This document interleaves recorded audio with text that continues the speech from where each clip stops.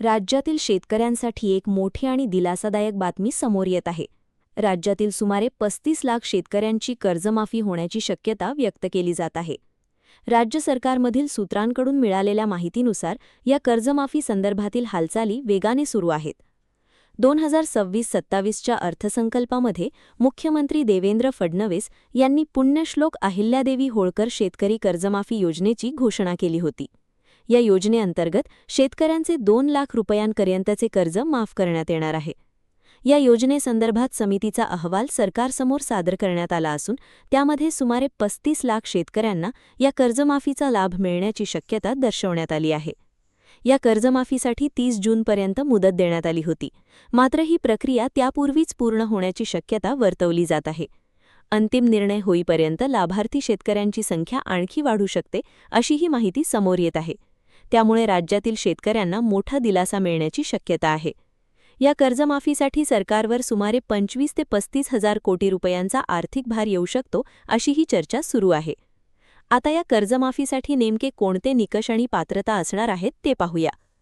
ज्या शेतकऱ्यांची 2 लाख रुपयांपर्यंत थकबाकी आहे ते शेतकरी या योजनेसाठी पात्र असतील. ज्यांचे पीक कर्ज थकीत आहे अशा शेतकऱ्यांनाच या योजनेचा लाभ मिळणार आहे. 30 सप्टेंबर 2025 पर्यंत थकीत असलेले कर्ज माफ करण्यात येणार आहे. यासोबतच नियमित कर्जफेड करणाऱ्या शेतकऱ्यांसाठीही सरकारने मोठा निर्णय घेतला आहे. वेळेवर कर्ज फेडणाऱ्या शेतकऱ्यांना 50,000 रुपयांपर्यंत प्रोत्साहन लाभ देण्यात येणार आहे. या मुद्द्यावर ग्रामविकास मंत्री जयकुमार गोरे यांनीही प्रतिक्रिया दिली आहे. त्यांनी स्पष्ट केले की 2 लाख रुपयांपर्यंत थकीत असलेले शेतकऱ्यांचे कर्ज माफ करण्याचा निर्णय घेण्यात आला आहे आणि लवकरच त्याची प्रक्रिया सुरू होणार आहे. तसेच जे शेतकरी नियमितपणे कर्ज भरत आहेत त्यांना 50,000 रुपयांचे सानुग्रह अनुदान देण्याची प्रक्रिया देखील सुरू आहे. मुख्यमंत्र्यांनी निवडणुकीत दिलेला प्रत्येक शब्द पूर्ण करण्याची भूमिका सरकारने घेतली असल्याचेही त्यांनी सांगितले. दरम्यान यापूर्वी देखील राज्यात विविध वेळा कर्जमाफी देण्यात आली होती.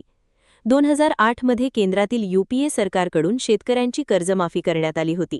त्यावेळी महाराष्ट्रातील सुमारे 36 लाख शेतकऱ्यांना त्याचा लाभ मिळाला होता.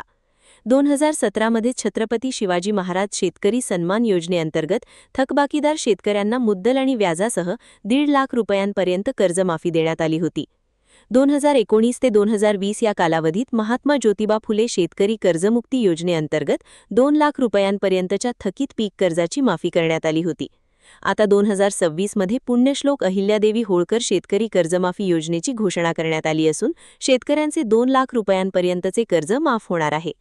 राज्यातील लाखो शेतकऱ्यांसाठी ही एक अत्यंत महत्त्वाची आणि दिलासादायक बातमी ठरू शकते.